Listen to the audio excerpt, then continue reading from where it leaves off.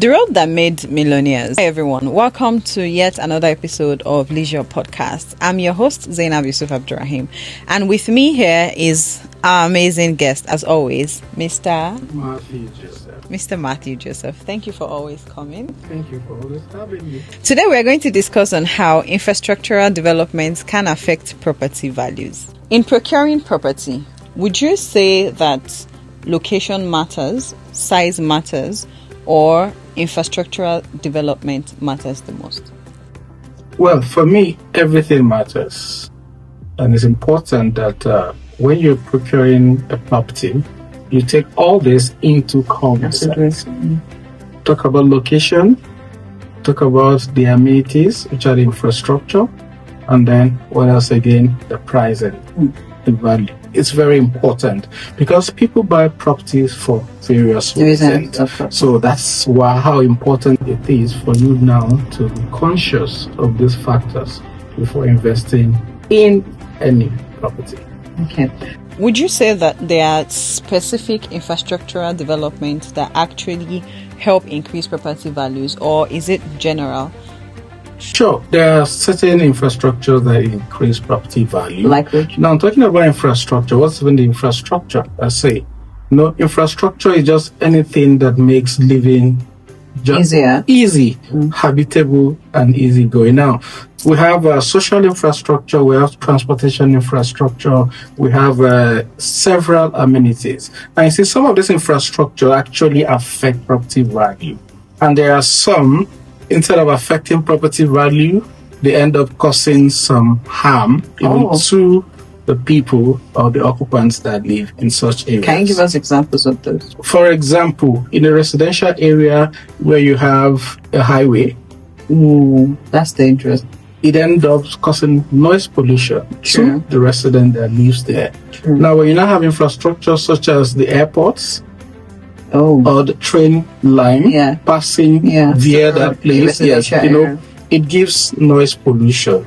So these are some infrastructure that instead of giving value to property, they end up causing harm to the properties. So but when you talk about social infrastructure and transport infrastructure that has to do with good road network that give access to those properties.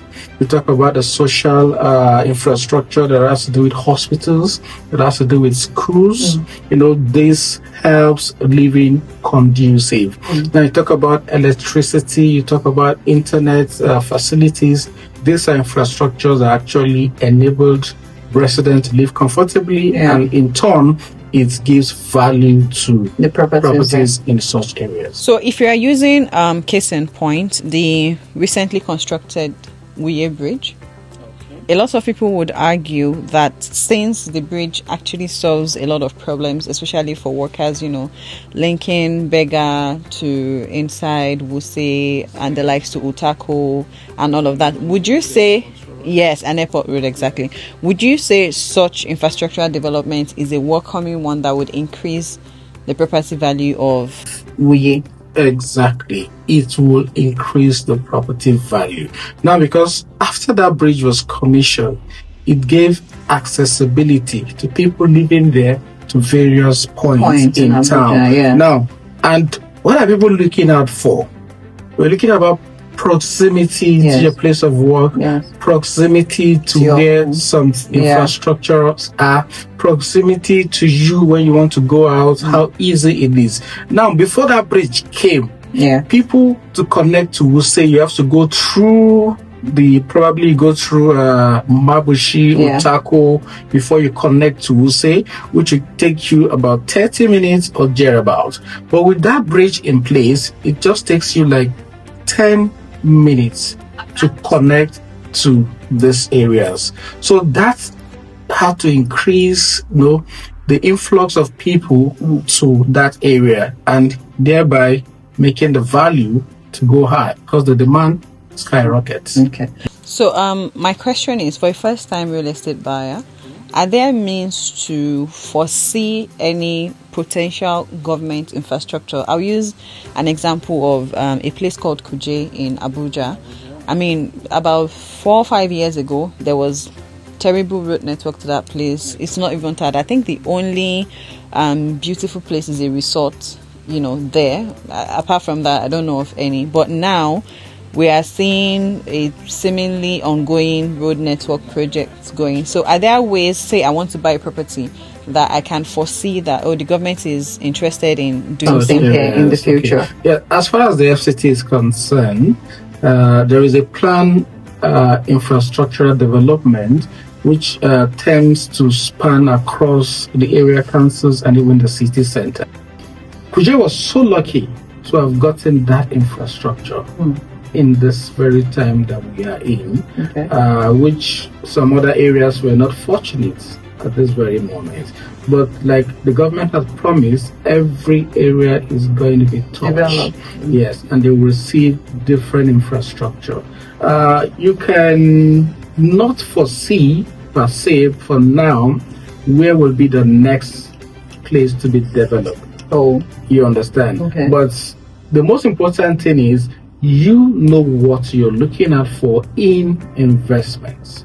What kind of investment are you looking out for before you know the area to invest in? Because I might think, okay, since Kuje has been developed, maybe the next place that will receive another boost as far as development is concerned could be maybe Gwagwalada or Abaji.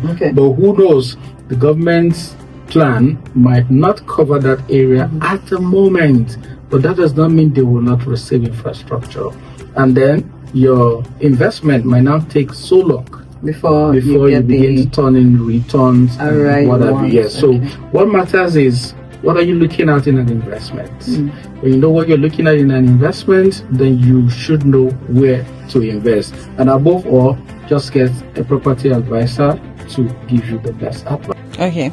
So because you mentioned something about Kuje being lucky to have the ongoing investment, so my next question would be, which cities in Nigeria or which region in Abuja, Lagos, anywhere, would you say are potentially the next hotspot space for real estate based on planned infrastructural development or ongoing infrastructural development? When you talk about the FCT, Kuje have gotten his own fair share.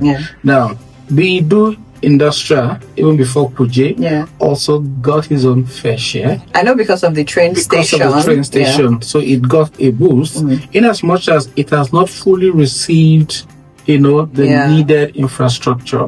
Is already a booming area. So it's a good time to key in now. If you have not even keyed in already, you are late. As far as it is concerned. So it's a place that you need to key into at the moment. Now, for me, again, when you ask me, I will say the next place to also look at is the Apo access. Apo resettlement. Apo resettlement has received infrastructure, but after Apo resettlement, we have other districts inside Apo. Yes, talk about the Gude, talk about the Kusaki. Now, these are places that infrastructure have also been given attention in such areas. So you do not wait for a full development. You start now. You just start. So long as government has interest in such area, you don't need to wait for when the project will come up. Who knows? It could be today, it could be tomorrow. But what happens is, when are you buying into such areas? So it's very important you buy even before the infrastructure comes in. Like the Kuje we're talking about, a lot of people have bought into that place for so long. You can see that their waiting has paid. Because already they have a dualized road that connects them to the town. So you never can tell when that will take place. So what matters is you buy right and wait. Okay. My next question would be, if I was to come to you now as a real estate agent to say, I want to buy a land, would you be able to give me information in regards to ongoing or potential infrastructure other than what I can find out myself? Prospectively, I should be able to give you such information because Abuja is a planned city. And already the kind of infrastructure that goes into every area has already been planned. It's just the willingness of the government and their interests. So we should be able to forecast and say, this place has received a boost. So the next place now could be this, because we understand the government's body language. So when you begin to see how they allocate, when you see how they allocate the infrastructure, you should be able to know where it's coming next. And one other thing that also affects government development, when you talk about urbanization, has to do with how the place picks up. Yes, how are people already there? Are there other facilities that would attract other than government facility that actually needs that attention? So these are some of the key factors which the real estate agents and developers, they actually have this information they can give to you. Because they too are in business. Of course. So for them to move into such area, they're also looking at how to also, get a return. Okay, so as we round up this episode, my final question would be, for a first-time real estate buyer, what advice would you give to the person looking at location or infrastructural development or size, so to speak? Okay, for first-time buyers, like I always say, location is very important. Also, government presence is also very important. What do you mean government presence? Which has to do with infrastructure that we just talked about. That's real estate language. Of course, yes. When you talk of government presence, is the infrastructure already on ground? Has it been mapped out for maybe underground drainage, sewage, and what have you, electricity? Some of these infrastructures you see in some areas before you move in. Yes. That's true. That's government presence. You get exactly. So another thing again has to do with your pockets. That's where the size comes in. The size of your pocket. And after that, what then are you looking at for in an investment? So once you already have all this at the table, then you will know where and where to start from. When you know the size of your pockets and you know for how long you want to wait. If it's not quick money, it's a game of waiting. If you're looking for quick money, we'll tell you what to do. And if you are not looking for quick money that you want to, there's what we call, there's a long term, and there are people that get passive income. So what exactly are you looking at? Are you looking at the today, the tomorrow, or the future? Some are not even looking at the future for themselves. They're looking at the future for their generation. Exactly, for their children, their kids. So when you have all this on the table, we'll now know the best advice to give to you. But all this being said is very important. Know what you want. You don't just leave your house and go to the market. Of course, you already make a list. You know what you want. You already know how much budget you're going to the market with. True. And also, you could also tell when you want to go and when you want to return back to your home. So know what you want, know how much you have in your pocket, and then as a location, we could be able to now advise you where to put in your money. Because people who are living in Maitama today, a lot of them had invested long ago. Before Maitama became what it is today. And of course, they might not have paid much, but they have waited to be able now to be. They're reaping. They are reaping for what they have waited for. So know what you want. Thank you, Mr. Matthew. I think I'm going to have to bring you back to talk more on the passive income part you mentioned. I think it's something that would interest a lot of people, because we don't all have the capacity or capability to wait for long. So if there is a way for me to actually buy into real estate but also make my money, little by little, short term, I think a lot of people will be interested in it.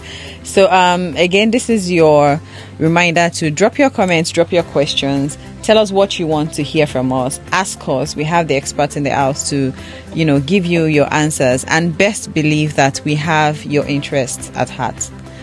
Till next time, I still remain your host, Zainab Yusuf Abdurrahim. This is Leisure Podcast. Let's keep your ears. Check.